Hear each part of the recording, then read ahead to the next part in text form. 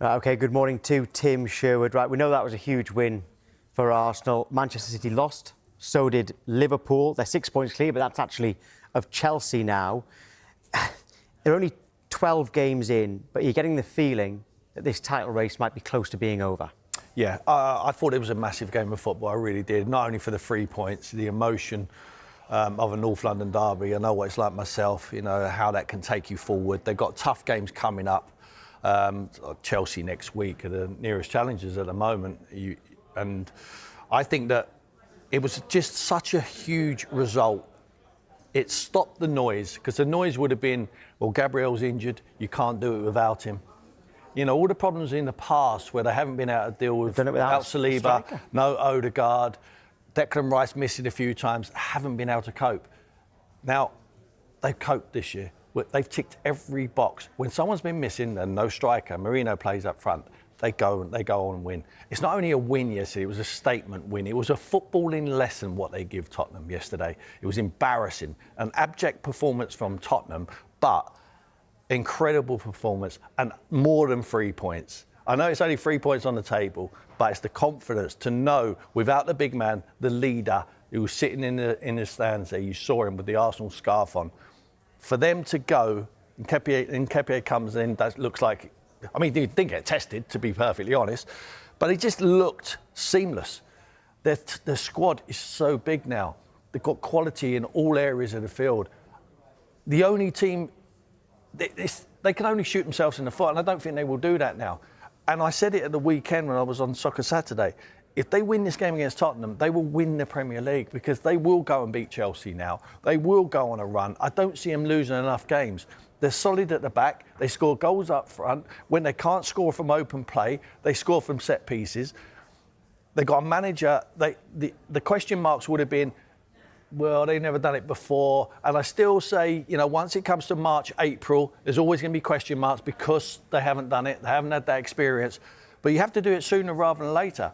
And I think now's the time for them to do it. And when they actually do it, I think it's a problem for every other team, because this young side will go on and go on and go on, and they can dominate for years to come. Is Eze now top class? Because when we talk about number 10s, just for England this is, you always say Bellingham, Foden, Palmer. Before you kind of mention Eze, you start thinking, oh, Eze could maybe play out left or something like that. Is Eze now in that bracket? Yeah, I think we can get a bit carried away because he scored a hat-trick in North London derby. It's massive. It's massive for Eze. It's massive for Arsenal. But if you asked me before, who's the one of the most talented number 10s, an actual number 10 who's going to play in that central area, I would say Eze. I would say the guy's 6'3". He's quick. He plays off both feet. He's got everything. He's got the vision. You saw the Declan Rice chance before they scored, and he just dinks it over the top. He's the most talented number 10, in my opinion, we have in England. If this boy cannot play if we're going to play with a number 10, I'm not sure if Thomas Tuchel wants to do that in the World Cup. If we play with a number 10, it has to be Eze. In my opinion, I think he's got everything. He can score goals, he can create goals, and he's got the legs, and he can run, and he's strong. He's got the power around himself. So, yes, we can get carried away. If a Tottenham fan there turning up to that game at the Emirates yesterday, if you're going to lose the game, please don't let Eze score, because he's someone who's you had in your door, and then all of a sudden he's been taken away and gone to your neighbour. For him to score a hat-trick was rubbing salt in the wounds.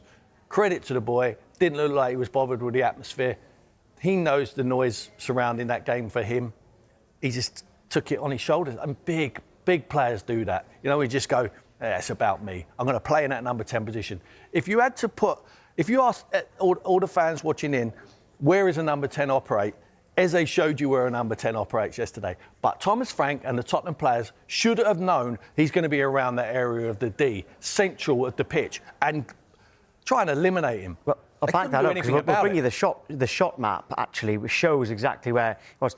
All of his shots there from pretty much the same place. Yeah. So if you're the Tottenham manager, which you once were, should you have been able to deal with that? We got Bentancur and Paulinho. Their game is to break the game up. That's what they're good at. They should be operating around that area. They're probably leaving it to Mickey van der Ven and Romero and Danso, who played three at the back for whatever reason they did.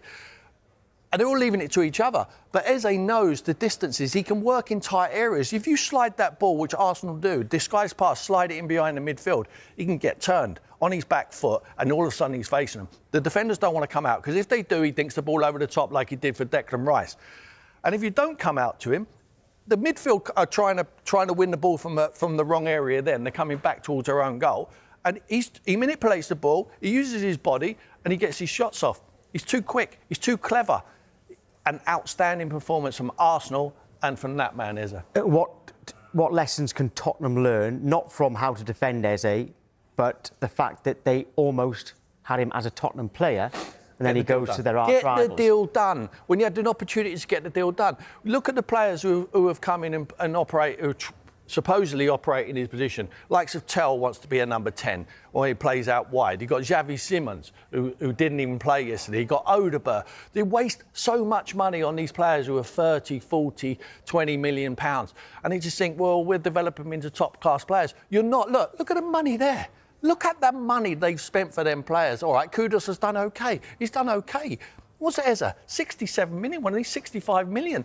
You'd rather pay an extra 10 million for a make-the-difference player. You know he's going to be a make-the-difference player. Just get the deal done as soon as you can. Don't give the opportunity to other clubs hire you in the league to come in and nick your players. That's exactly what Arsenal have done. Tottenham should have done the deal. Get the deal done before Arsenal pick up the phone to Eze. Mikel rings him. He's in Mallorca. We saw the interview he done with Eberechi Eze Arsenal. And just say, come and join Arsenal. OK, come, put the phone down. Deal done, ring up Tottenham, say I'm no longer coming. How can that be? I think it happens time and time again. Save your money on average players, what you keep buying. Let the academy boys be the stocking fillers and fill up your squad and make the difference money on make the difference players like him. Like Semenyo now, go and get him, Tottenham. Don't wait for a Manchester City. Don't wait for Liverpool. Don't wait for Man United, whoever it is. Go and get him before everyone else comes to the party.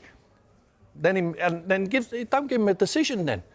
It's frustrating. I think you can tell that. Yeah, Arsenal were decisive on that deal and they were not so happy, I'd imagine, Alfie Nicholson. Right, Alfie, we will get to you, but I think we better start with Arsenal. Luke, are you getting your title celebrations planned already? Not quite. Firstly, good morning, guys. Like I said earlier in the week, you can't get too high, you can't get too low. Let's take it one game at a time. But obviously, yesterday was a beautiful moment. You touched on it there, Eberechi Eze. And I think we can't understate as Arsenal fans what's just happened. You've got to look at the story, being released from Arsenal at 13 years old. And, a 14-year journey, not to score a hat-trick in the North London derby, but to put the Arsenal shirt back on. I'm 27 years old and it's a bigger message that you can go and achieve your dreams and aspirations and ambitions in life. And whether you like it or not now, Eberechi Eze isn't just an Arsenal player that wears the number 10 shirt, an iconic number 10 shirt. Eberechi Eze has now got a place in Arsenal history and folklore by scoring a hat-trick in the North London derby, the first time in Premier League history. So it was a special moment for him and his family. Obviously, we've seen videos of his mum keeping the shirt since he was 3 years old. And I can't imagine how he must have felt being on that pitch yesterday. And sometimes football is beautiful. It can be brutal if you're a Tottenham fan like yesterday, but it always has that capacity to write beautiful stories and scripts. And that was a real big moment yesterday. And whether that's, I don't know, we're writing a script about in May and April about the potential title, I'm not quite sure yet because there's still a long way to go. It is only late November. However, this is a group of players and a team that's won 15 games out of the first 18 this season. And like you mentioned, the squad depth, we can compete. And, when we have to rotate and miss players with injury, we seem to be doing that. And also yesterday, we didn't score from a set piece. So that's a nice little narrative. So brilliant day. North London derby means so much for us as football fans and supporters, especially Arsenal fans. So, Luke, yeah, really, really nice. Luke, it must be a relief that this morning you're not coming on here and having to fend off questions about you're going to bottle it. You can't operate without Gabriel. I mean, you've ticked that box now. I mean, how impressed was you with Nketiah yesterday? I was very impressed, and well, you say that. I still had people saying that City were the team to beat earlier in the week. So people still have their opinions about who's the favourites for the title, and that's absolutely fine. Football's a game of opinions. But you mentioned Nketiah there. I really want to shout out Mikel Merino because I thought his performance yesterday was absolutely amazing, especially playing that number 9 role, which isn't his biggest quality. He's more, better in midfield. And Leandro Trossard, again, another big game performance, another big game player. And you touched on it there, Tim, at the start of the show. We're doing it without our captain. We're doing it with our leader, Gabriel, at the back as well. Kai Havertz still got to come back as well. Gabriel Jesus. Noni Madueke, he has just come back. He played 15 minutes and Gabriel Martinelli wasn't used off the bench. So it's a squad with so much abundance, so much quality, and it's nice just to talk about the football. And it's nice for me as a fan not to go, well, if we would have had Gabriel or if we did have Odegaard, then we may have got this or we may have got that. Yeah. Whoever comes on that football pitch has got real, genuine quality, and that makes me really happy as a fan. Now it's up to us to carry on the momentum, go to Bayern Munich on Wednesday, play at the Emirates, and then go to Chelsea next week.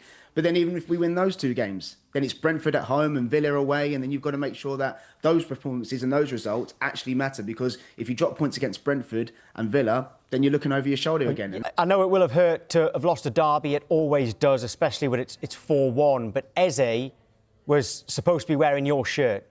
And Tim was saying they should have just got that deal done and not given Arsenal a chance to sign him. He's gone to Arsenal and he's gone and scored a hat-trick against you, a nightmare for you. How much extra does it hurt because of that? Yeah, I think every Spursman sort of agreed. I think you said it earlier, Tim. If we're going to lose the derby, do not let him score, let alone 3. It just makes it more embarrassing, and it rubs salt into the wounds. Not only was the result bad, the performance was bad, and then to compile it all as well, when you have someone like Eze, who should have really been a Spurs player. If you were really serious about signing someone that was going to make the difference in the 10 role, Eze was the best option in the market. We had him in talks, clearly. All the reports say that we were in advanced talks, advanced negotiations. Just get the deal done. He should have been a Spurs player, and then we paid the price for it. And hopefully that's sort of a sign for the future, really. We shouldn't allow this to happen, because otherwise the players that are the top players in the Premier League will go to other clubs and they will hurt us, like as it did yesterday. And your goalkeeper, Bukayo, said at the end of the game that you lacked fight. I mean, in a derby, that's unacceptable, isn't it? And do you agree? Yeah, I do agree. And it's absolutely unacceptable. And to hear it come from a player is almost damning, really, because he should be the one sort of ensuring that the fight is coming from the players. He's one of the leadership group. He should be sort of pushing forward and saying, come on, like, I know he's in goal and he can't exactly show fight from in goal, but he's got his back line right in front of him, that they should be showing more fight. The 2 DMs, we sort of packed out the back line and then put 2 in front of them to ensure we didn't concede goals. We conceded 4. There was no fight in the midfield at all. They got ran over. Eze scored from the 10 position 3 times. That's 3 times that players are falling over themselves and unable to just try and get the ball off him. He danced through the back line for, I think, the 3rd goal.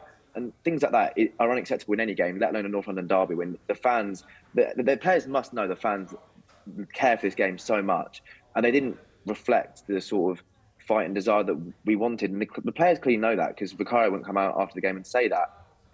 So, yeah, it just raises questions for the future of the squad if they're going to keep putting fightless performances up like this. Alfie, when you saw the lineup, did you worry? Yeah, absolutely. I knew what the game plan would be.